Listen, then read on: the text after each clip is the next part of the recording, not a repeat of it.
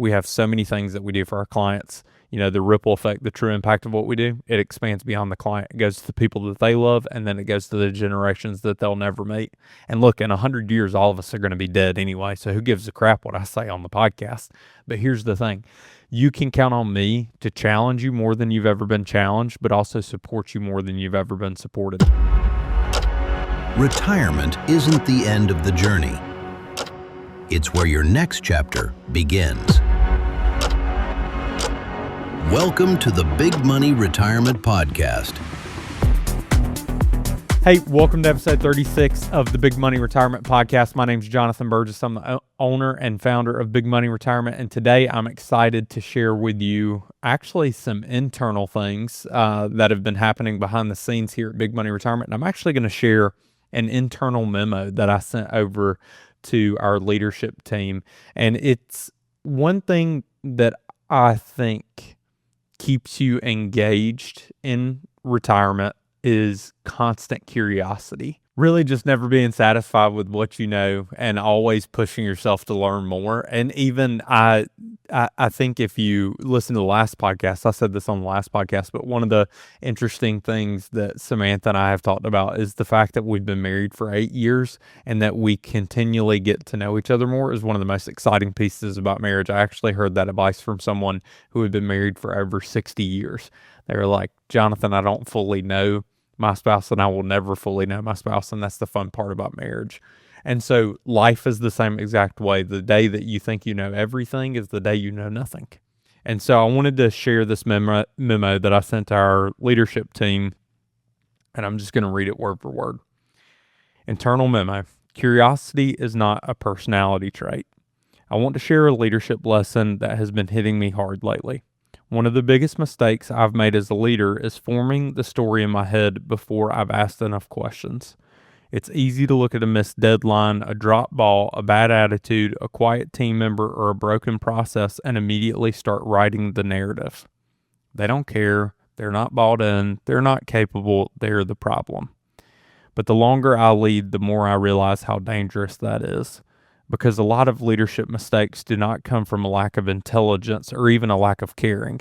They come from a lack of curiosity. We see a symptom and skip straight to judgment. Someone misses a target and we assume it's a work ethic issue. Someone pushes back and we assume it's an attitude issue. Someone goes quiet and we assume they are checked out. And once we decide that story is true, we start looking for evidence to confirm it. The scary part is we will usually find it. That's how confirmation bias works. The moment you decide someone else is the problem, everything they do starts to look like proof. The best leaders do not operate that way. They do not assume the worst and wait for people to prove them wrong. They assume the best and let the facts talk them out of it. Not because they are naive, but because they are fair. That is the standard I want for us. Tough, but fair. When something goes sideways, the first question should not be, who dropped this? The first question should always be, what happened here that I do not understand yet? That one question changes everything. Because when your first move is judgment, people learn to hide problems. They learn to manage your perception instead of managing the actual work. But not when your first move is curiosity. People learn to surface issues early, tell the truth faster, and solve problems instead of protecting themselves. 2 things I want us to practice. Number 1, ask yourself what story you are telling yourself. At some point this week, someone on your team or one of your peers is going to do something that frustrates you. But before you react, pause and ask, am I responding to what actually happened, or am I responding to the story I'm telling myself about what happened? Most of the time, it's the story. Instead of saying, they don't care, ask, what would make a smart, capable person do this? That question can save you from a bad decision, a bad reaction, a bad leadership moment. Number 2, model the response you want your team to have. Nothing we say will ever be louder than what we do. If we freak out when something breaks, our team will learn to hide broken things. If we are curious when something breaks, our team will learn to bring problems forward early. Our reaction to bad news becomes our culture. So this week, when something does not go as planned, before you judge it, say out loud, okay, help me understand what happened. That sentence is simple, but it's powerful. The bottom line is this: bad situations are inevitable, bad interpretations are optional. The leaders who get the best from their people are not the ones who never face problems. They're the ones who face a problem with the assumption that there is something they do not know yet. Curiosity is not a personality trait. It is a skill, just like candor, just like communication, and just like leadership. It's one of the highest leverage skills we can build because it changes the quality of every interaction we have with our team. Our people deserve leaders who see the best in them first and let evidence guide us from there. That alone, okay, so that's the end of the email. But I think for just everyday life, that is a very good skill to have, is curiosity over, writing a story about how someone dropped the ball or, what happened. Just having curiosity around problems and successes and finding out what went well here, what didn't go well here. And I think that this is probably one of the reasons why I personally have seen so much growth in business over the last couple of years, is because I've always kind of coined it an ignorance on fire. Like, I just always ask a ton of questions. But honestly, as you have to continually keep your ego in check, because, when you start to get results fast, one of the things that you can do is say, well, it's me. It's not the traits that got me here. When in reality, it's probably a foundation of the traits that you've built to this moment. So what I'm going to charge you with as the retiree is, where am I going to have curiosity in my retirement? Where am I going to potentially try to develop a new skill, try to start a new line of work that's not necessarily dictated based on how much money I have to earn? Where am I going to have curiosity with my family, with my friends, with my relationships? The world is your oyster in retirement. And the thing is, when you develop a retirement plan, for us, it's pretty, I don't want to say it's super simple just for this year. It's simple because of how much we've done it. It's still complex, but the thing is, the money is the easy part. As you go into retirement, the hardest retirement plan you're ever going to build is, what am I going to do with my time? What type of mindset am I going to have around retirement? What's the purpose of retirement? Am I better served just working through retirement? I mean, you see so many people come out of the workforce and then they turn around and they go back to work a year later because they're like, I don't really know what I'm going to do with my time.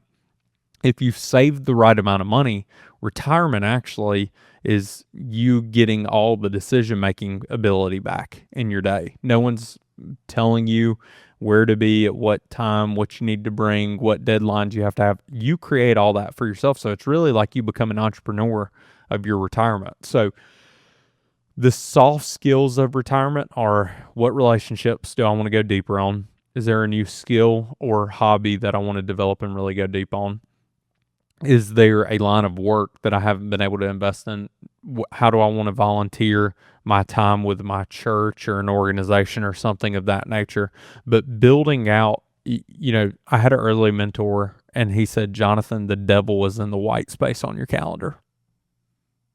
The devil lives in the white space on your calendar. The devil loves boredom. And so if you're creating your retirement plan, think about all the time that you're going to have. It's the coolest thing in the world that you don't have to report to a boss. It's also one of the worst things in the world because now you have endless amounts of time to and really do a self-check and audit your mindset around retirement. If you have, really positive relationships, things of that nature, all of that is going to multiply. Retirement's just going to multiply, what type of life you're already living. And if you audit, maybe a lot of the things in your outside of work life potentially could be negative. And you have to look at that mindset and say, okay, well, if the one positive thing in my life is work and then the, family side of my life is negative, you're just going to amplify the negative unless you go into it with the new mindset. Because, TD Jake says this, but you can put an old man in the new car, but you're still going to have the old experience. So, think about your retirement in a way of, number one, am I optimizing my time? How am I going to give back to the world? How am I going to be curious? Am I going to just have a ton of white space on my calendar instead of taking, 15 minutes to make breakfast? Now I'm taking an hour to make breakfast, and then the rest of my day is empty. Or do I have a calendar? Is everything planned out? There's all these different activities that you can do. You can travel. You can, volunteer at church. There's so many things to do, but you have to actively plan that out. And so a retirement plan, really, if you've saved the right amount of money, you just have to find the right advisor to make the cash flow work, to make sure you're not overpaying in taxes, to make sure you take Social Security at the right time, and to make sure you don't bump yourself into the next Medicare IRMAA tax limit. And you got to coordinate all that stuff together. So it's, pretty simple, right? Well, not really if you're doing it all by yourself, but if you aren't and you have a really good advisor, well, that part's easy. I would argue the harder part, and I have found this out after doing so many annual reviews with my clients who have been with me for 4 or 5 years, we tend to have more discussions on what they're doing in their free time, and me just telling them about some things that some of our clients are doing really out there in the world, where I feel like they are just living. I mean, I have some clients who come in and they are on cloud 9 24/7. Like I'm on the second floor and I can hear them when they come in on the first floor, and this is an old built, like the walls are thick, like it's brick walls. It's not a thick built property, and I can hear them when they walk in the front door. And I come up front sometimes, and there are some folks who are sitting down there, and they're like, "How you doing? Yeah, you doing all right?" Like, I mean, you could hit them with a golden egg that weighed 4 pounds, or just toss it over to them. It's probably worth, I don't know, $20,000. And I'd be like, "Oh, okay." But look. This is my thing, and this is what I want to get across on this podcast, because we changed the name from Build Big, Live Bigger to the Big Money Retirement Podcast. To me, we have so many things that we do for our clients. The ripple effect, the true impact of what we do, it expands beyond the client. It goes to the people that they love, and then it goes to the generations that they'll never meet. And look, in 100 years, all of us are going to be dead anyway, so who gives a crap what I say on the podcast? But here's the thing. You can count on me to challenge you more than you've ever been challenged, but also support you more than you've ever been supported. As you go into retirement, audit your mindset. Am I going into my daily life with curiosity, or am I going in with negativity? If you want to have a phenomenal retirement, money is just the piece of it. You can have money is just a tool. And y'all have all seen a really grumpy mechanic. They may have the best, snap-on toolbox and probably $50,000 worth of tools, but this guy just looks pissed off at life 24/7. And they're just tools. Money's the same way. And so as you go into retirement, think about, what does my retirement plan look like with my free time? Johnathan said the devil lives on the white space on the calendar. Do I have my week planned out like I used to plan out my week at work? Should I work part-time? Should I not work part-time? Should I be a head pro at the golf course because I love to golf? Or should I, work at the golf course? Or should I just randomly go and golf with some of my negative golfing buddies who just cuss every time they hit a bad shot? I don't know if I want to spend more time with Kevin if Kevin's cussing on the 4th hole every time he misses his second shot. Guy's probably not a good guy to be around. So it's good that you have more free time, but audit your relationships and say, if you have a blank slate, paint the most beautiful retirement picture you could ever imagine. And guess what? You have all the capability in the world to do it. Have a phenomenal week, and we'll see you on the next episode.